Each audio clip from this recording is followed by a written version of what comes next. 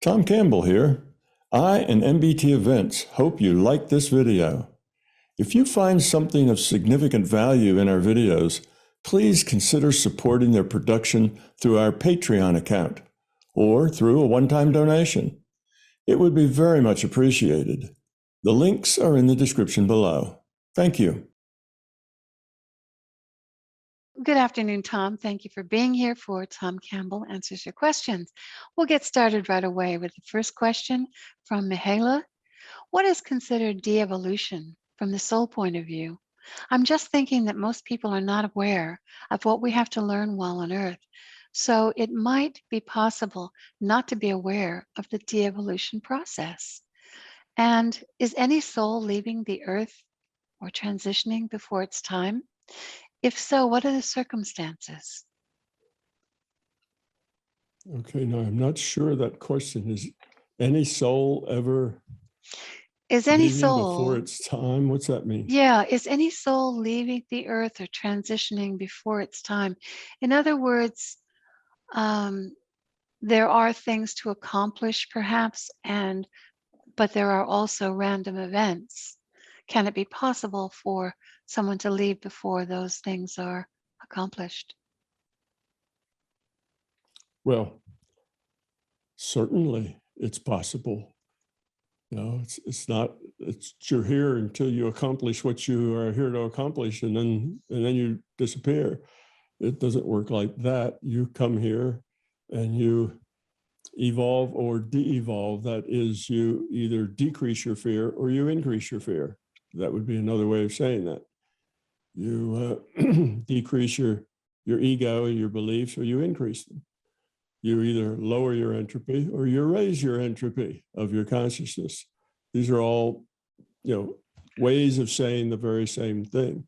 So if your entropy increases while you're here, then you have de-evolved. You have gained more fear than before. So that's just going backwards. And that happens if you make a lot of poor choices. If you make choices on the side of high entropy, like control, power, force, if those are the things that motivate you, then you're likely to end up at the time you die here to be less evolved, higher entropy, lower quality. We can say them in lots of different words than when you started. So you get to do either. It's not just a one-way street. Depends on your choices. If your choices are choices that have to do with caring, with cooperation, with compassion, then you are evolving. You're lowering your entropy, you're increasing the quality of your consciousness. So you can go either direction. And whether people don't often come with a very specific thing that they're trying to accomplish. Sometimes they do, sometimes they don't. It just depends on where they are in the evolutionary process. Earlier on, they mostly don't have particular things they're trying to do. They're just trying to get more experience, more diversity of experience. So they're not really focused on doing a particular thing. Later on, they may focus on things that are problematic for them, but doesn't mean they're going to achieve it. It doesn't mean that they're not going to achieve it. It just depends on the choices they make. So it's all in the choice. And when you die, it's not because you finished what you're here to do. You die because your body gives out. You get run over by a truck. You get a disease. All kinds of things happen. And you just die because you die, because the rule set has your body growing old and it finally doesn't work anymore. Or accident, or disease, or all kinds of things. So it has nothing to do with you being ready for a particular thing. It happens according to the way you live your life and the choices that you make. And death comes whenever it comes. All right, let's move on to the next question. And this question is from David. I don't understand what part the brain plays in your big toe. From our perspective in this PMR, it seems the brain controls the body of the avatar and is presumably the interface through which the free will awareness unit sends instructions and receives feedback. Any injury or disease of the brain would add constraint to what the free will awareness unit is able to do with the avatar. But this seems to conflict with the idea that the brain and internal instructions of the avatar are only rendered if someone opens the body and needs to see the expected internals. So what part does the brain actually play? Can you please clear up this apparent conflict? Sure, I've talked about this many times, but it is a virtual brain. It is not, it is just rendered, as you say, when somebody opens up a head. Otherwise, there's no need to compute a brain. But the rendering engine renders the virtuality as if there were a brain, as if there were a heart, as if there were blood in your veins, as if you had a liver and a kidney and all these things. So your function gets rendered. That's what virtual realities are like. It's the same with your Sims character. Your Sims character gets up, goes to the refrigerator to get a beer or to have dinner, or gets in a car and goes off to a job. Well, it's not because his brain is telling him to do that, but it's as if he had a brain, as if he had a job, as if he had a refrigerator. Everything is just virtual. So that's the whole point of a virtual thing. Now, your idea that the brain is somehow an interface between consciousness and the body is a problem. And it's probably what's confusing you. The brain is not an interface between the consciousness and the body. It's a virtual brain. Anything you remember, all the processing you do, the thinking that you do, it's all done with consciousness. Just like when you play that Sims character. All the thinking that Sims character does is a player doing the thinking.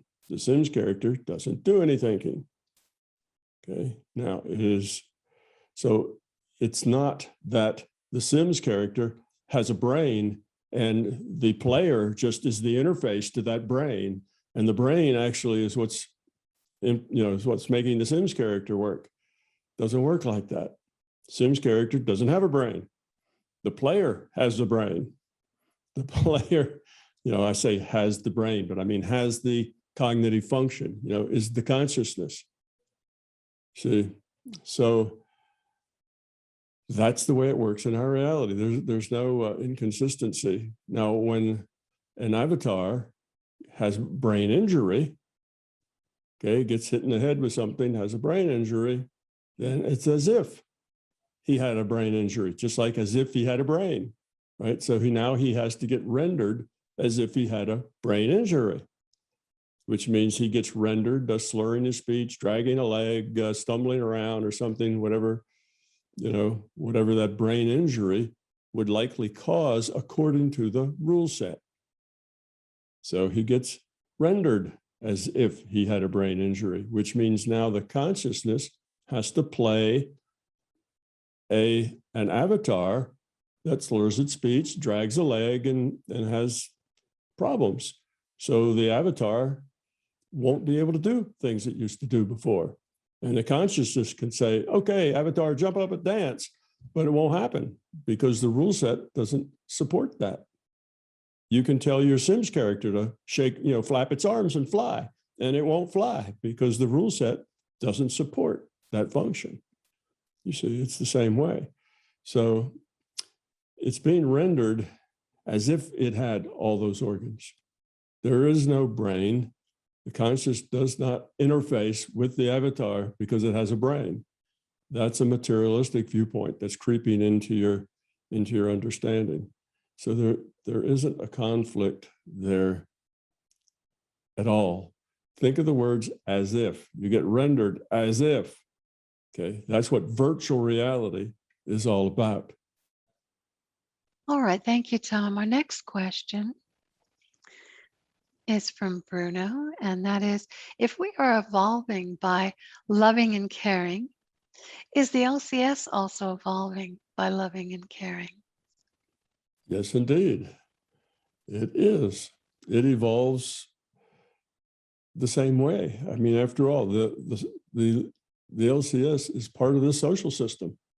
It and all of us are all part of this interactive system. And the LCS had to learn, just like we have to learn, that love is the answer. The LCS didn't come with that understanding. It had to figure that out. And it figures it out exactly the way we're figuring it out.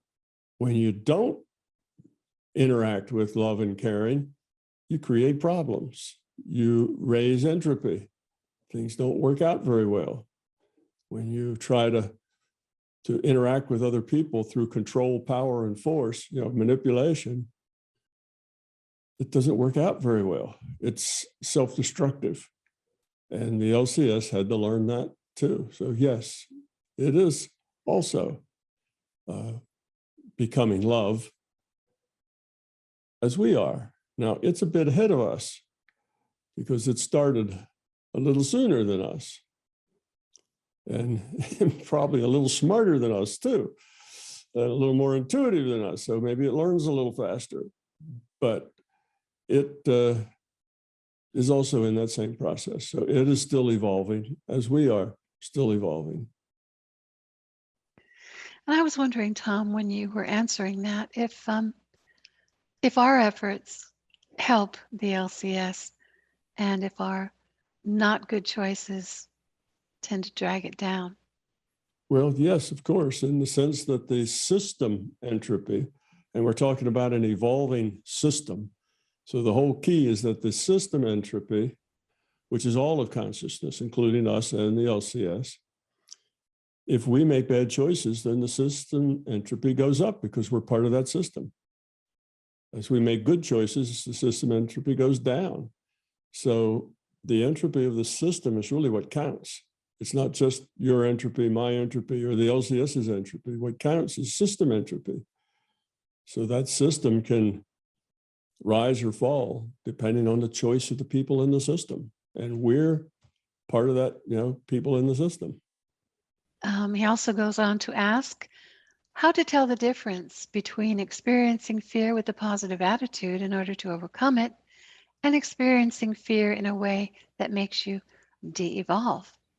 Or similarly, how does one or how should one deal with the experience of fear? Well, the first part of that question was, how do you tell? How do you tell the difference? Well, the result of choices made out of fear are generally negative. They don't work out well. So if you have feelings that are negative, any sort of negative doesn't have to mean, strong negativity. It could just be anxiety. It could be stress. It could be upset. It could be annoyed. It could be feeling unappreciated. Anything that is not joy and happiness. Maybe there are a few things that are kind of neutral, but basically, hopefully people will understand what I mean by negative things. If you feel negativity, that's your fear. You wouldn't feel that negativity if you didn't have the fear. So how can you tell is look at the result. How do you feel?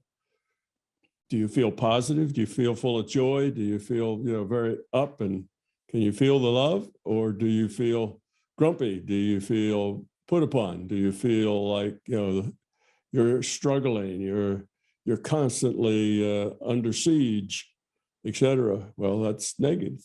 So that's how you tell. It's very easy. Just look at your feelings and they will tell you whether they're negative or positive. So that's the first question. The second question was a little different. How should one deal with the experience of fear? Well, if we want to just go to the very top level viewpoint, then one deals with it by getting rid of it. That's how you should deal with fear, is you should immediately, upon realizing you have a fear, you should start working to get rid of it, to pull its teeth, to understand it, to own it, to be authentic with your interactions with other people, and then to learn from your mistakes. All of those are ways that you deal with fear. I have on occasion, probably, I don't know, 20 or 30 times, taken about a half an hour to an hour just to talk about fear. So I would suggest that that person go to the wonderful new, look through all the videos on YouTube by a search for particular topics. And if you go to my website, you will find that. If you go to the videos, you'll find the tool, and you will be able to go to write down fear, and it will give you a whole list of little snippets that you should look at where fear is explained and talked about, and they're sorted by relevance. So the ones where I talk just about, that's the whole subject. How do you get rid of fear? Those will go up, they'll be at the top. And ones where I just mention it and talk about it a little, those will be toward the bottom. So that's where I would send you. But yes, if you're aware of a fear, you should try to understand it.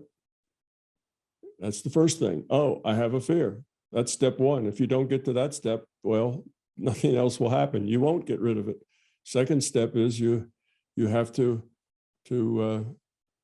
accept it. And by that, I don't mean, oh, the fear is okay. That's what I don't mean that by accept it, but accept it, I guess another way to call it is own it. You have to realize that is me.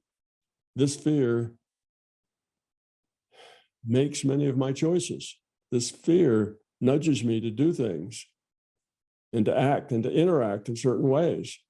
And then you'll look at it and you'll realize those ways that fear is nudging you to interact are ways that are dysfunctional, ways that cause problems in your life, ways that cause difficulties, which then should give you the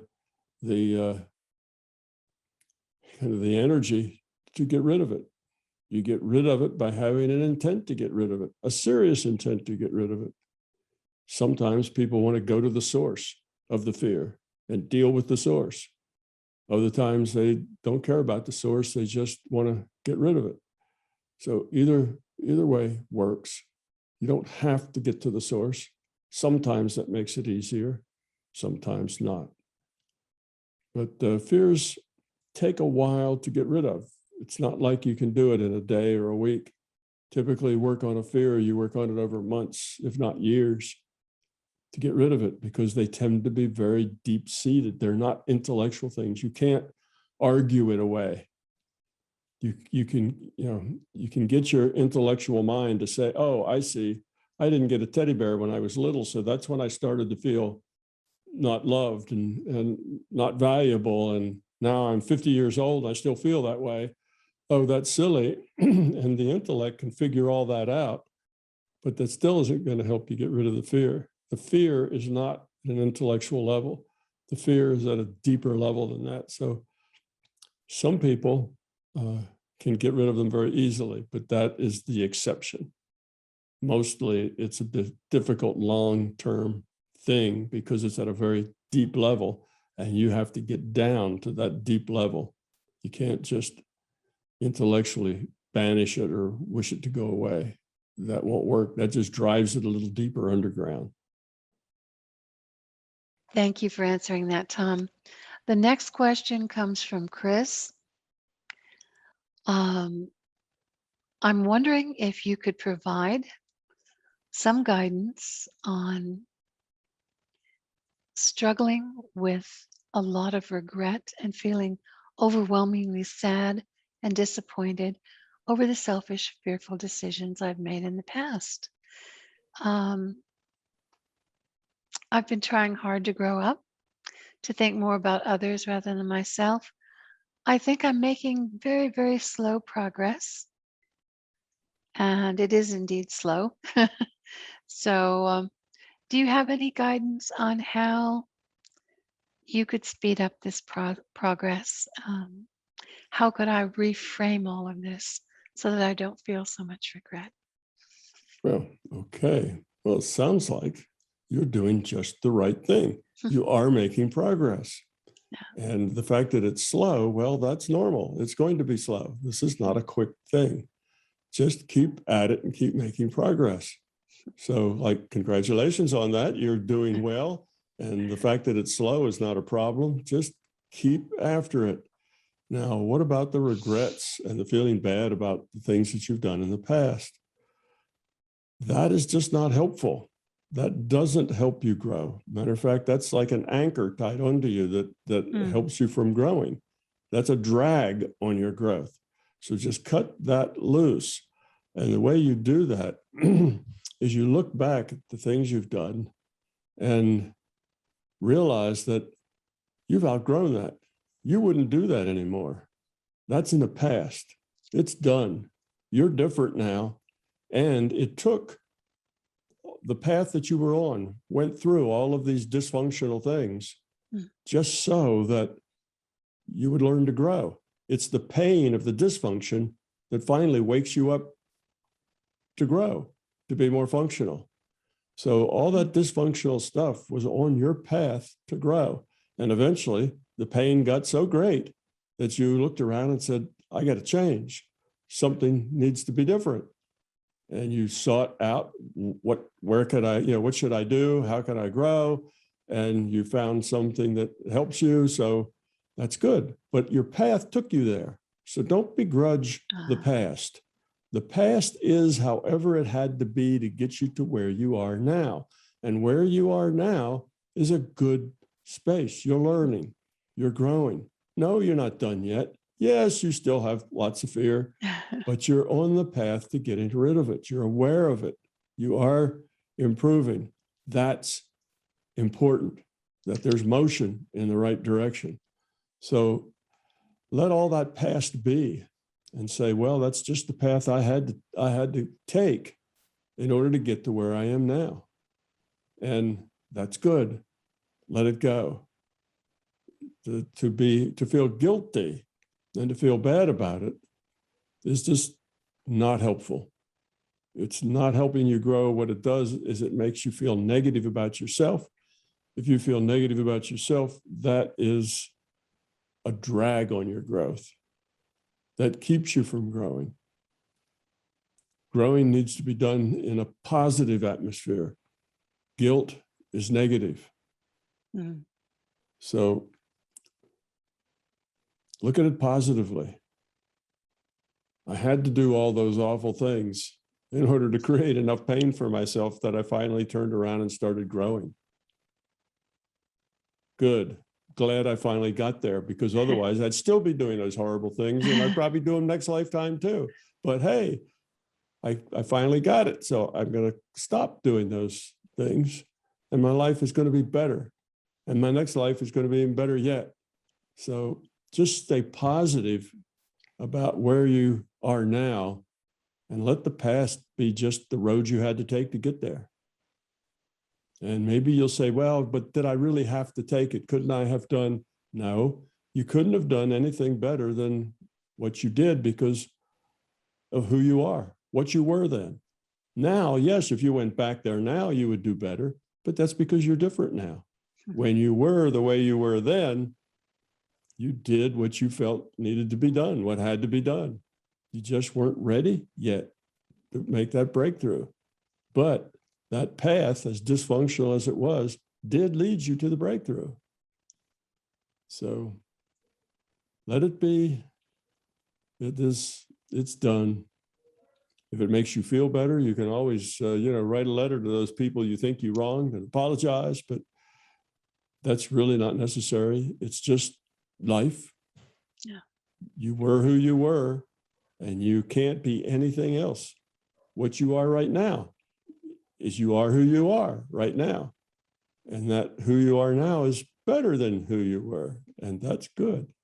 So just keep up the good work. Thank you, Tom. That's going to be helpful for a lot of people. That was really interesting. Some of the points you hit on there. The next question comes from Rosie M. Can you please address the problem of good versus evil from an MBT perspective against the apparent rise of negative forces in our current world situation? On a personal level, I'm struggling to come to terms with the notion that, and she quotes, all is well and all manner of things is well. She's quoting Julian of Norwich. Can you respond to that? Yes, I can. Many people feel pulled down, if not outright negative, because of all the negativity and dysfunction that they see. That is looking at it the wrong way. And that quote you gave, there's other quotes that are similar to that. You'll hear sages sometimes say, the world is perfect just the way it is. You know, you'll hear that sometimes. You say, well, how could that be? The world really sucks. It's full of nasty people doing nasty things to each other. It's not so great. How could it be perfect the way it is? Well, it's perfect the way it is just for the same reason that I talked to just the last question, and that is that you are who you are. You're in a state of becoming. You're in a state of learning and of growing. There's no way for you to jump from state 1 to state 10, you know, to skip a whole bunch of steps. You can't go from being full of fear to being fearless without going through the steps of getting rid of the fear. So people are where they are because that's the level of where they are learning. They are high entropy people doing high entropy things, and they'll do that until there's enough pain or enough direction comes to them to change it. And you can't just say, hey, people, straighten up and be nice. They can't be nice because they're not there yet. That's not them. They haven't grown up to that being nice. They're still stuck in control, power, force, instead of, you know, how can I help? What can I do? What can I give? They're stuck in wanting to control everything with power, with force. They will grow up, but they have to grow up in their own way and in their own time. And to be upset or annoyed that they're not grown up, it's like, what's wrong with you people? You're not grown up. Well, that's kind of being annoyed with the weather because it's raining and you want it to be sunshiny. You know, it's just the way it is. It's the way we are. It's the level to which humanity has evolved up to this point. It's better than it was in the distant past, but it's not nearly as good as it could be. We're still pretty high entropy people. But everybody is doing about the best they can with what they've got to work with. In other words, with the level of entropy that they have now, doing what they feel that they have to do. So that's why you'll hear a sage say, everything's perfect just the way it is. It's not that everything's great and everybody's grown up. Certainly it's not. But it's that people are where they need to be, being challenged by challenges that they need to face. So if somebody is being negative or being nasty or taking advantage of others, they're going to find how that bites them, how that's a problem. And if it doesn't bite them in this lifetime, it'll bite them in the next and the one after that, because they're going backwards, they're de-evolving. And the pain just keeps getting greater. The dysfunction keeps getting greater. And eventually they'll get the idea that they need to turn around and do it differently. Or the system will put them in an experience packet where there are fewer challenges until they finally work their way back up more slowly. So we are where we are. And being upset with people because they're not the way you want them to be is just your own ego. Life isn't the way I want it. I'm so upset. You see, people aren't the way I want them to be. That makes me angry. Well, that's just called self-centeredness. You're upset and angry because things aren't the way you want them to be, the way you know they should be. Well, you are not the center of the universe, and everybody has to grow up in their own way, in their own time, at their own speed, when they're ready. You can look at yourself, 10 or 20 years ago, or when you were 13 or whatever, and you could say, oh, I was a really self-centered, brat when I was that age. It was all about me. Well, I'm not like that anymore. Kids are self-centered. That's natural. That's the way they come in. That's what we do. That is how you measure maturity. You measure maturity in the degree of self-centeredness a person has.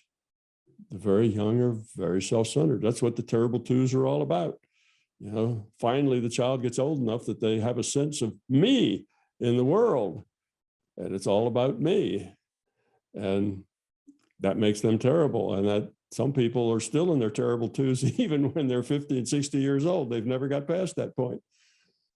But maturity is based on how much you've been able to give up that self-centeredness. So yes, people are not the way you want them to be. They're not nice and polite and caring and loving. They're self-centered and they're grabby and they're greedy and they want to control. But that's where they are. They can't be any place else. You can't just shake them and make them act better. They have to make choices, and by those choices, eventually they grow up. And yes, this evolutionary thing is a slow process. People can make a whole lot of bad choices before they finally start making better choices. But look at how reality was 500 years ago or 1,000 years ago, and you'll see we've made a lot of progress. There's been a lot of progress since then. And the more progress you make, the easier it is to make more progress. So our progress is actually accelerating. And though you look at the society and you see all of the dysfunctional things, what you're not noticing perhaps is all the functional things. More than ever, there's a lot of people who are trying to do the right thing, who do care about other people, who do have a bigger picture. That group is growing, and it's growing rather quickly. So you have to look at the positive. And as that group grows, the negative starts to shrink. The negative kind of grabs our attention. That's scary. So it grabs our attention, and we look at that and we see a world full of negativity. But there's a lot of good in the world too. A lot of nice people. They're not so splashy. They don't grab our attention. They're just being nice and being helpful and so on. But they're there. So don't give up hope. Stay positive. Stay positive. We are evolving. We are getting better. So stay positive about it and let everybody else be who they are, how they are, where they are, because they're learning at the level where they need to be learning. You can't give them anything harder. They'd fail that. You can't, if you gave them things easier, they wouldn't learn much. So they're stressed where they need to be to learn these lessons. And their own dysfunction is the feedback they get, that's the stick they get to change. All right, Tom, the next question is from Familiar Spirits. Do electric and magnetic fields function by instantaneous action at a distance, or are they limited to the speed of light? On a related question, why is the claim made that entanglement doesn't violate Einstein's relativity by transferal of information faster than light, when clearly this is exactly what entanglement does? Okay. Those will be easy. I won't go into a lot of detail because physics is not really a subject that a lot of people want to listen to. But yes, it takes time. When you send out an electromagnetic signal, it travels at the speed of light, and it takes time for it to get from point A to point B.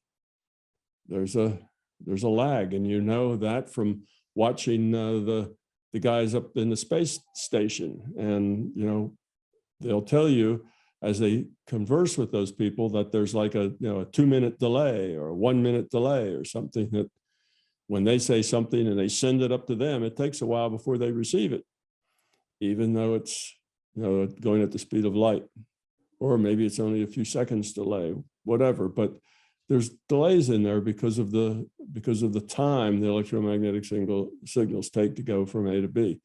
They travel speed of light, no more, no less. And so that's answer to one.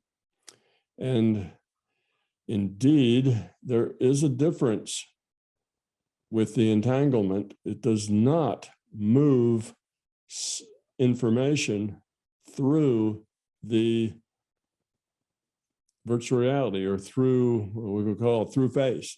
Okay, let's just talk about space, physical space. Yeah, we're in this virtual reality, but let's call it a physical space. It does not move information through space. Okay, there's nothing that leaves point A, runs over to point B, and does something. So when you do entanglement is basically an if-then statement. If this is true, then that, right? If this, that. Well, when you flip a spin from up to down here, in the code, there's this if statement. If that spin just got flipped from down to up, then that one over there on the other side of the universe will flip the opposite way. Okay, so that happens instantaneously. Nothing was transferred from here to there. No signal went from the first one to the second one.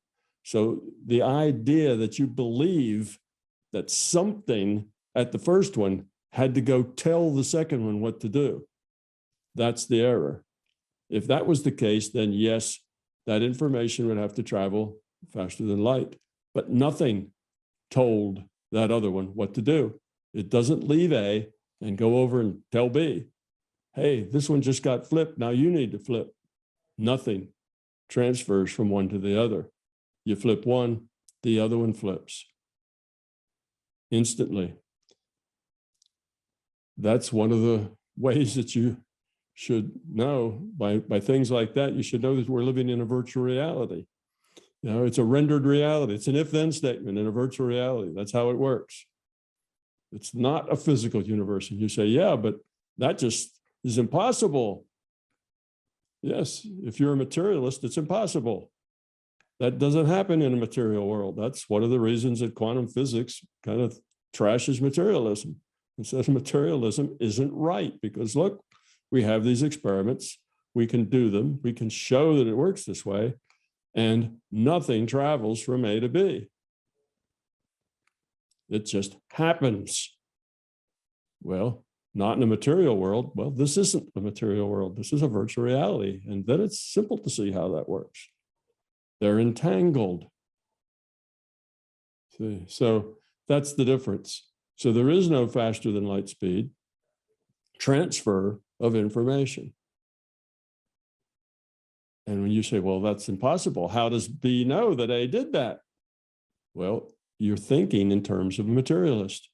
You're thinking in a material world that couldn't happen. It doesn't make sense. And you're right. It's not a materialistic world. It's just that simple. It happens because that's the logic of the way the world works. The world works with rules. And sometimes those rules have results outside of what materialism can explain.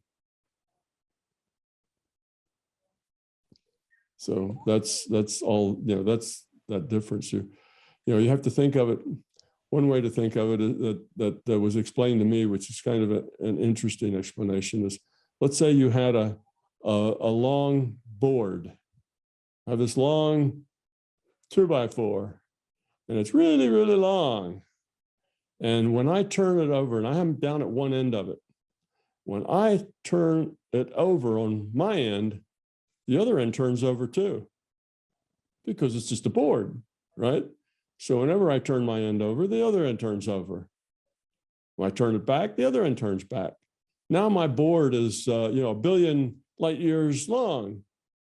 Well, it's still this very rigid board. And if I turn it over, the other end is going to turn over instantly. Not because a message had to fly out there and say turn over, but it's all one thing. See, it's not two separate things. You don't have particle A and particle B on the other side of the universe as two separate things. That particle A and particle B are all part of one thing. So when you turn over the board here, the other end also turns over. Now, that's not a perfect analogy, but it just maybe helps you see how sometimes when you do something here, it's instantaneous there because it's all one thing. It's all connected. Well, that's the connection is the thing that we call entanglement. They're entangled. It's still a single system. And that single system has to conserve energy, conserve spin, conserve momentum, because it is a single system. So when you change the momentum from a spin up to a spin down, the other one has to change to conserve. It's just a rule in the rule set. And rules like that are things that point out to us that this is not really a material reality. Tom, that was really well explained for a general audience. That physics question turned out to be pretty interesting. I think a lot of people will be able to understand that really well. Next question is from Mersol, entering a dream from an out-of-body state. Tom, out of curiosity, once out of body, would it be possible to enter someone else's dream? I'm thinking if perhaps I go out of body at night, went into a dream that a friend of mine was currently having, tried communicating with them, and perhaps they'd have a vague remembrance of it in the morning. Or are other people's dreams off limits? Can imagine privacy and all, however that works in NPMR. Well, the function happens, the result, you may be getting in somebody else's dream. That's a possibility. That can happen. But it doesn't necessarily happen in the way you're thinking. You're thinking, I go out of body, I go to somebody, they're having a dream, I get into their dream, and now they remember me.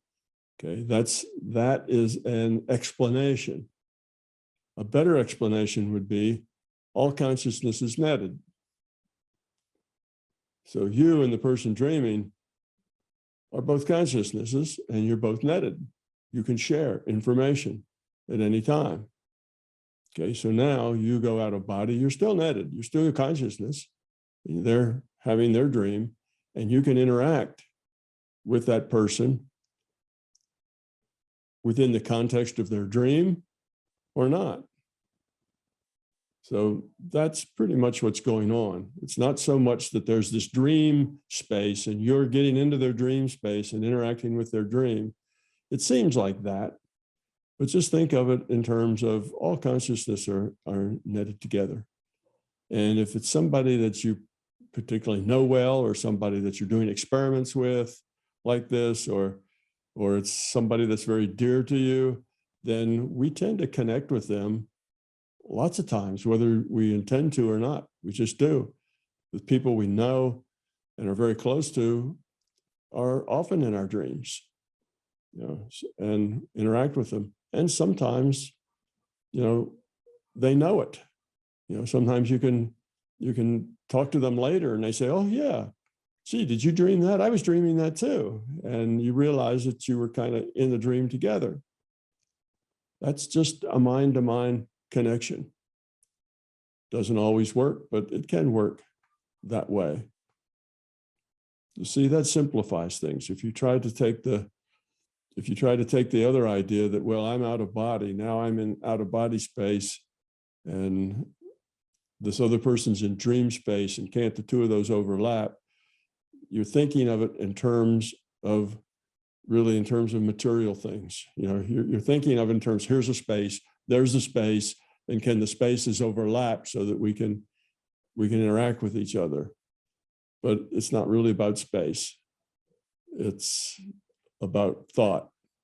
And thoughts can overlap just because we're connected to those people. Thank you, Tom. It's that consciousness connection, right? Mm-hmm. Thanks so much for answering the questions today. You're welcome.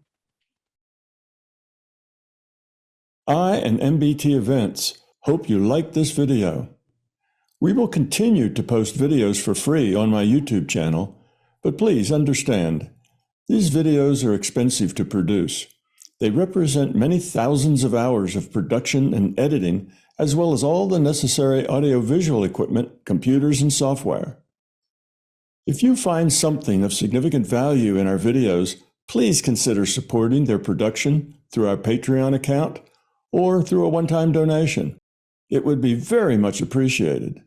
The links are in the description below. Thank you.